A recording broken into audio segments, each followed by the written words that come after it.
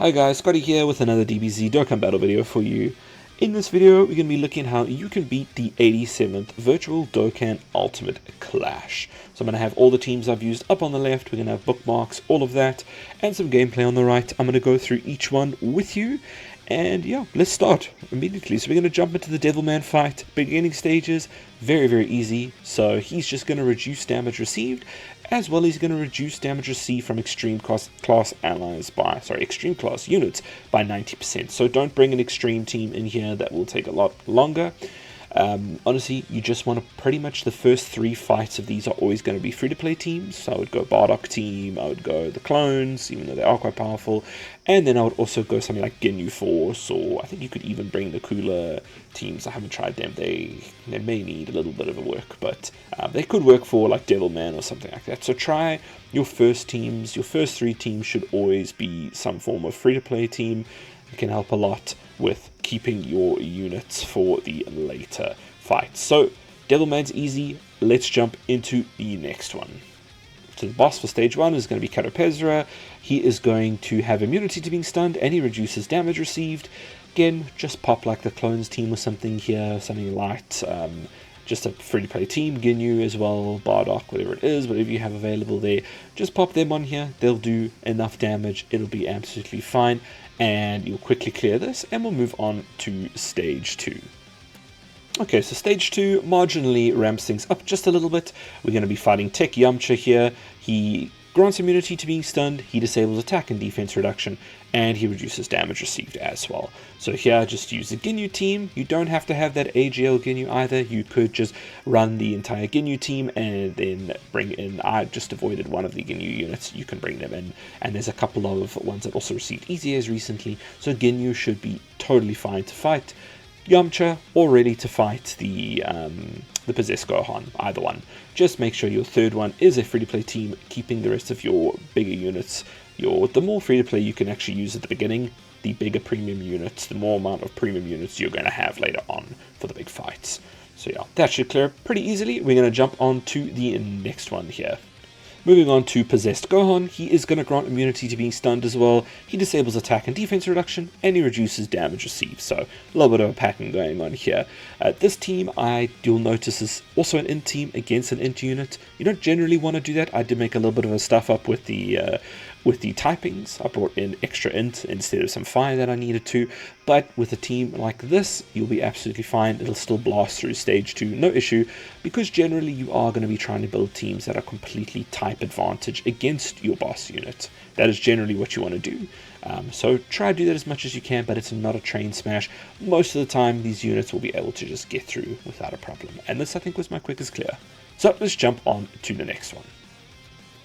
Moving on to the boss for stage 2 is going to be STR Grand Supreme Kai.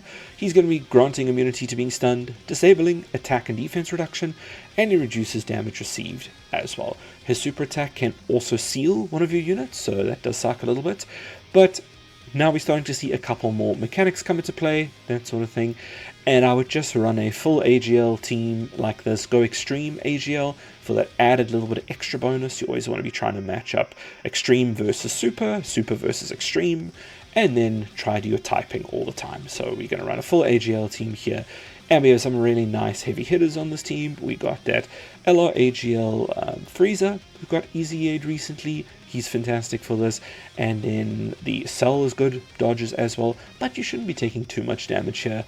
This should pretty much be easy mode until we hit stage 3, which significantly ramps up. So let's move on to the first bosses of stage 3. Okay, so the first fight of stage 3 is going to be AGL Bardock. We're going to just run a full team of tech units as well here. That is going to help us out a lot, and unfortunately, I'm sorry for the graphic not being right on the left. I didn't take a screenshot like an idiot, so I'm going to just let you know what the stats are. So all the bosses in stage 3 really start ramping up. We go from tens of millions of health to hundreds of millions of health, so it is quite a step up. This is generally where people start struggling. He is going to be able to greatly raise attack and defense for 1 turn and cause immense damage to the enemy when he supers. So he's going to do more damage after his super. He grants immunity to being stunned.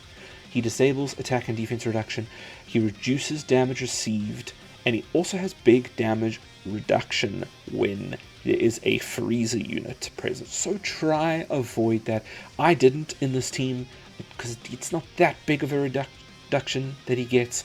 And if you have the units, you can pretty much just power through it with crits and that. So like for instance that Tech Cell there has a super easy and he's just so powerful. Just want to point him out. If you do have the LR Tech Frieza, it's probably more useful to just bring him anyway than worry about that damage reduction, because you can Bardock attacks quite a bit, so you can pop his active as a third slot, let Bardock attack a lot, and then you can probably almost one-shot him or get 75% of his health down in one turn.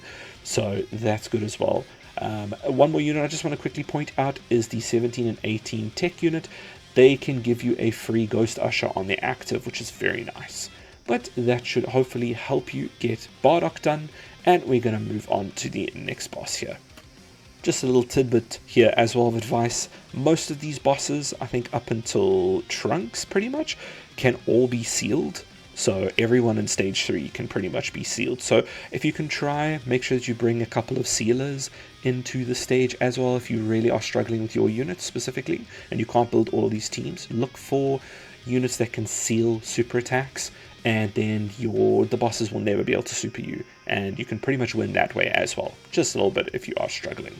Moving on. Okay, on to Tech Frieza. He is going to grant immunity to being stunned, reduces damage received. He gets an attack plus 20% with each turn passed, up to 100%. And he gets his attack raised when it's Pure Saiyans category in the team you're attacking on with. So, yeah, there are a lot of Pure Saiyans in this team I chose. It's not super easy to build a team around that restriction, so I wouldn't even try. Just try bringing in tanky units that can survive the extra attack raising, and hopefully you can do enough damage to quickly kill him so he doesn't get to the full 100%. But he wasn't as much of a menace as you would think with that extra attack raise on Pure Saiyans. Again, he can be sealed as well, so units that can seal will be very, very useful here. And that is going to be a big thing across all these bosses, like I was saying earlier, except for Trunks at the end. He's not going to be able to stun or be sealed, but we'll get to that. So yeah, definitely make sure you are putting your slot 1 units in slot 1. I know that sounds silly, but I think a lot of people with stage 1 and 2, they're like, oh, they're just throwing units in and it's all fine. But then stage 3 really catches you off guard. So just be careful, read your passives, make sure that you are slotting in, say like Trunks and Vegeta into slot 1. That's where they're best. The Super Saiyan Blue Vegeta, really great slot 1. That Daima Goku, awesome slot 1 with his dodge, all of that, and he gets stronger. So yeah, just make sure you're doing your slot 1s as well, and then you should be fine. This one does get more difficult than stage 3, and you can catch stray supers that'll kill you, unfortunately. And that brings me to a little point. Maybe I should have said this in the beginning. Maybe I'll just timestamp this so that people can see. Is you definitely want to have a couple of teams in reserve, and you'll see that shortly in the next part. I'll explain it, just in case you get caught off guard and you aren't able to do it. But yeah, that should be it for this team. Let's move on to the next fight. Alright, and lastly before the main boss, we are going to have Picolo and Gohan. I don't know why this boss was such a pain in the ass for me. I did get very unlucky with my first battle. You see I did 97% damage, and then unfortunately I took a stray super to one of the older units and just got melted. And I did have to whip out one of the extra teams I did bring. So that brings me to a point. I just want to say, hopefully everyone hears this, and I'm maybe not jumping around too much in the video, is do try bring a couple of extra teams. Don't just bring one team per stage and then call it. Have like at least 2 or 3 teams in reserve. They do give you enough space with the 112 character limit to have like 2 to 3 teams in reserve. So and try bring category teams, like if you know you're not going to be using GT Heroes teams, bring a very powerful GT Heroes team that can help at the end. Or if you know, like for instance, I generally keep the my GT bosses team with the Fire Mega Shenron in reserve for the final boss, just in case my STR team just doesn't make it and doesn't do enough damage. You whip that out, and the type advantage doesn't really matter because those teams are just so powerful. So yeah, GT Heroes, GT bosses, maybe you save the clone team with the STR Goku Black and Zamasu tag unit.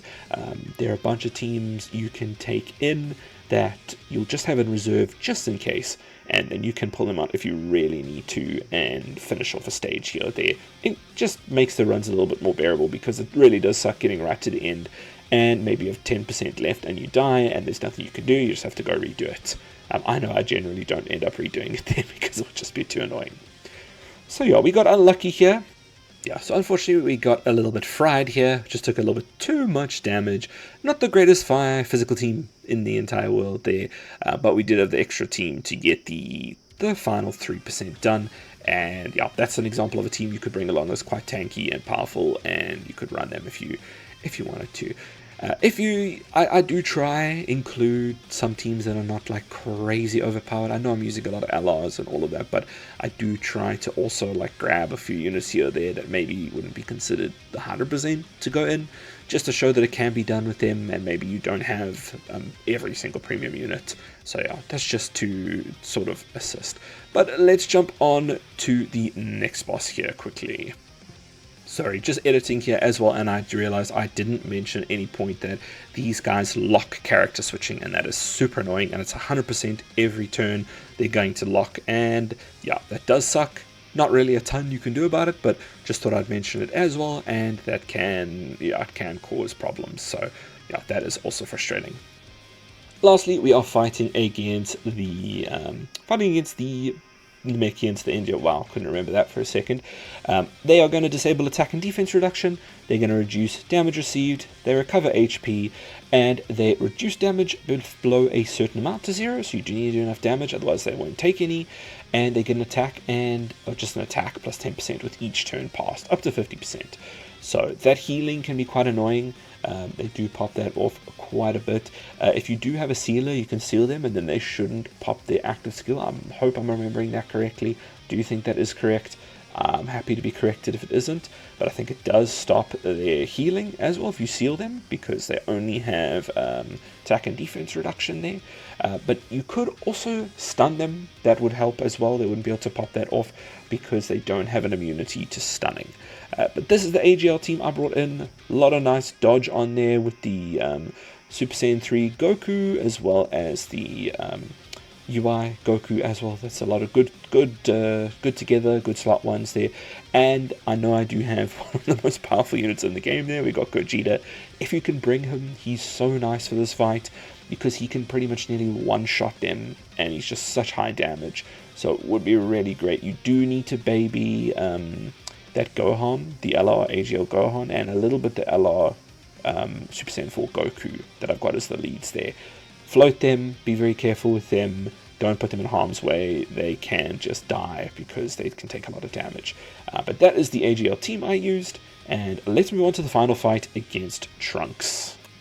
Okay, final fight against physical Trunks. He is going to have 200 million health, so he's a chunky boy, and he does a lot of things. So let's go through it. He grants immunity to being stunned, nullifies super attack's healing effect, reduces damage received. He may evade your attacks, which is super annoying. I hate it. And his attack is lowered though when you bring a character called Gohan Future onto the team. I wouldn't really advise it. There's no future Gohans, to be honest, that I would bring onto this team. Maybe that LR STR Future Gohan.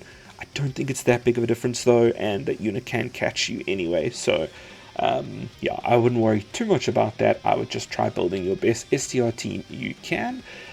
Now, on this team, you may notice that that Beast Gohan is not under his full lead here. I think he doesn't fit at all under the Kamehameha lead, but honestly, he just for pure tanking, takes a little bit of damage in the beginning, but once he gets up to speed and you just make sure he's got 24 key, he'll be fine the whole time. He's just there purely as a tank. You can do that pretty much on any team with him. He is great for that.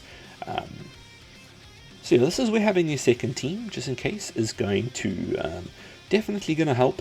That I'm going to mention some units here and maybe some rotations, because if you're struggling with this, let's go through each one. So the Kamehameha Gohan, the LRSTR Gohan, definitely float him off, and you want to try get him into a standby as quickly as possible. His once he comes back around, then right at the end, he can hopefully finish off the fight for you. He did that for me. It was quite nice. You obviously want Beast Gohan as your slot 1 for one of these rotations, and then Super Saiyan 4 Goku, the Super Easy Aid one, is actually a very good slot 1 in this fight, and he can be fine. He didn't take any damage really from this boss at all. He was fine, and he has a chance to nullify super attack and counter, which is great as well. So he was good for this. The Tree Goku, the crossover unit, was fine as well. Just put him at the end. He'll be fine if you just float him. And then you've got obviously the who've we got left here to go through. You'd want to have your LR STR Muai Goku. He can slot 2 pretty well. He's got that great chance of dodging for a pretty long time. I think it's 7 turns or it's 11 turns. I can't remember right now. But he has a long time that he can be doing consistent dodges for. Don't really have any, I don't think you have any representatives of Universe 7 on this team, so he doesn't get the additional dodge. But as you dodge, he does get a higher chance to dodge. And yeah, your mileage may vary with that unit. He usually stuffs things up for me. This run he didn't, and he was absolutely fine. And yeah. So that is pretty much the team breakdown. Let me sum it up quickly for you if that was too much. It was rotation 1, you want rotation 1, you are going to want Beast Gohan and maybe UI Goku next to him, which is going to be nice. And rotation 2, Super Saiyan 4 Goku alongside LR STR Kamehameha Goku. The one at Easy Aging. You see, he's a 3rd unit from the left there. The rest are all just going to float, and you should be fine. Hopefully you don't catch too many stray supers, and definitely make sure that Beast gets as much ki as possible. Remember, he gets a nice 20% extra damage reduction on his 24 ki, so that is very useful. And like I said, put the Kamehameha Gohan into his standby as soon as possible. The moment you can, start collecting things with him. He should be pretty invincible for the first turn of his standby, and then when you can transform him, do it, and he should do a big amount of damage depending on how many ki spheres you have obtained. If this doesn't work out for you, I do hope you have a team or 2 extra that you can bring, preferably category team that can just blast through this as well, and finish off the last couple of percentages on Trunks. I will leave the full fight up for Trunks, just in case you really want to know and see what I did here. But that pretty much is it from me. I hope I was able to help, and thank you so much for watching. If you watched all the way to the end, have a great day, and I will check you guys in the next one.